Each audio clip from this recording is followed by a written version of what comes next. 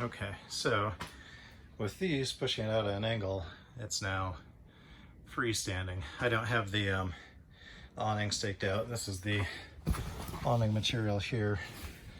You can see it's a huge tent space inside. You've got extremely high ceilings. It can be tensioned out a lot more there. Nice. Let me do that. Get nice and hot. So it looks great.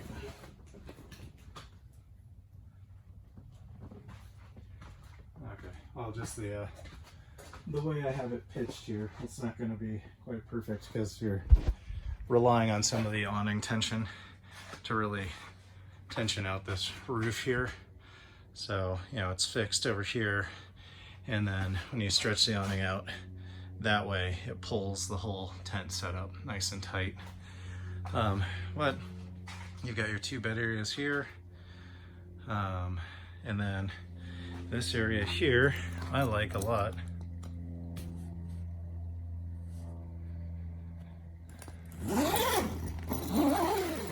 So you're out underneath the trailer here. So in like crazy rainstorms, you got wind coming in like sideways, you're so sheltered in here that I'll grab a couple chairs and just post up under here. I can access my water from here if I'm stuck inside. And this is also where the annex zips on. So this entire section here can become an enclosed portion of the tent as well. That's where we kind of make the little fort for our kids and put that X-Ped Duo Mega Mat, and that becomes their bedroom down there. That way don't have to worry about them launching off and hurting themselves. There is a net, and it's included. You'll see it. So you can either put it on either side, but there's a net that's included, so you can you know, put that up just so people or animals don't fall off. And then in here you can access the rear trailer door.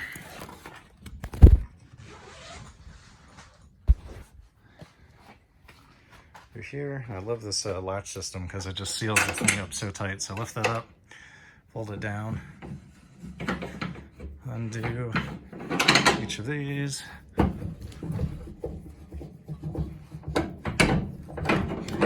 We talked about power points. So inside the bed here, you've got two 12-volt outlets right here, and then in each of the doors, you've got 12-volt outlets right here, and then here's the fridge. This thing is a beast.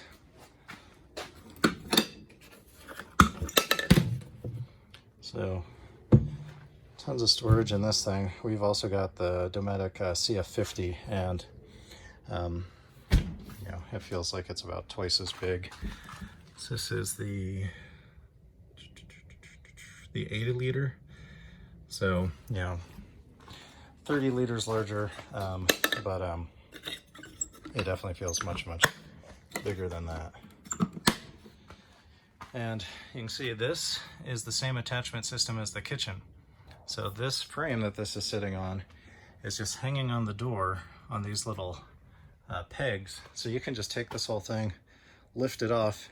You could put the kitchen on this side if you want to have your kitchen in the tent, and then put the fridge over on that side, and vice versa. You can flip them around. And then in camp, if you want to take the kitchen setup and set it up out here under the awning, you just lift it up off the door and carry it over there and pop the legs out.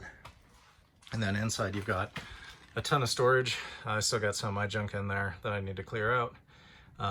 In here will be all of the colored plastic kind of Tupperware containers that come with the trailer. They kind of fit in here perfectly and fill that volume. And then this is also the insulated bag for the fridge that will come with the tent. So that's pretty much it on the inside stuff.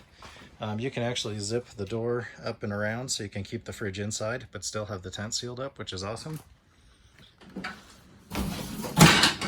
The bottom of the shelf has a little lip that catches, so you just have to I grab the door right here and just give it like a tiny little bit of lift and it clears it. And then close this up. Seal them down tight.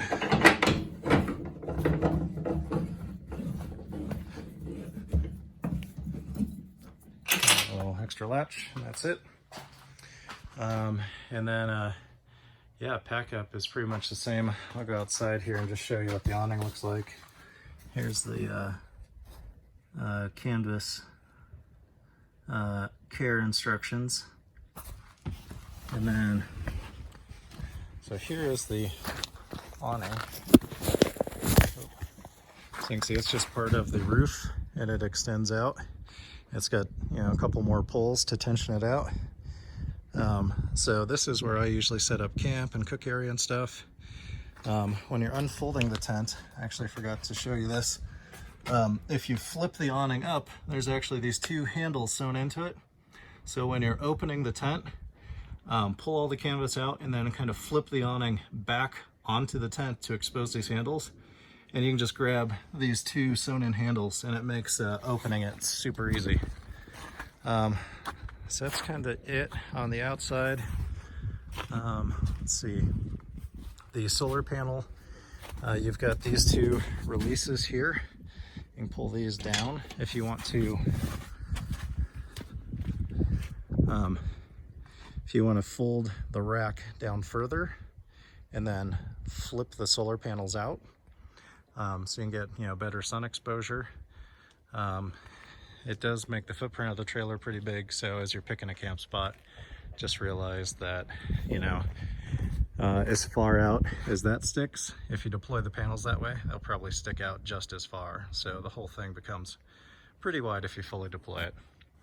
So don't back this side right up against a tree if you're planning on using the solar. Comes with two 10-pound propane tanks, they're refillable. I've never used them. Also comes with an extra wheel hub assembly. Again, haven't used that, but you've got it there if you're blowing up on the trail. On this side, we just got a trasheroo hanging over the spare. And you've got the same kind of door mechanism. Front of the trailer is all rhino lined, just because, you know, it's beat the heck from rock chips. So you want to leave one of these tight, then release this, and then unscrew it. Otherwise there'll be tension on this and you won't be able to flip it open. Swing this open here. Here's the kitchen setup. Again, you've got 12-volt down there. And here's the whole kitchen setup. It's a pretty neat little unit. These little storage containers have cooking stuff in them. Keep the stove up here, and then it's got this slide out here. That's the whole length of the kitchen, so it turns into a pretty good table. And then it's got legs on the bottom that flip down, so this becomes nice and counter height. And then the table here has legs underneath there that flip down, so this becomes one solid unit. And then yeah, just the storage inside here. So I'll clear all my stuff out and I'll put the Tupperware containers from TrakShak back in here. And I think that is really about it on the trailer setup. If you have any questions, just give me a call or shoot me an email.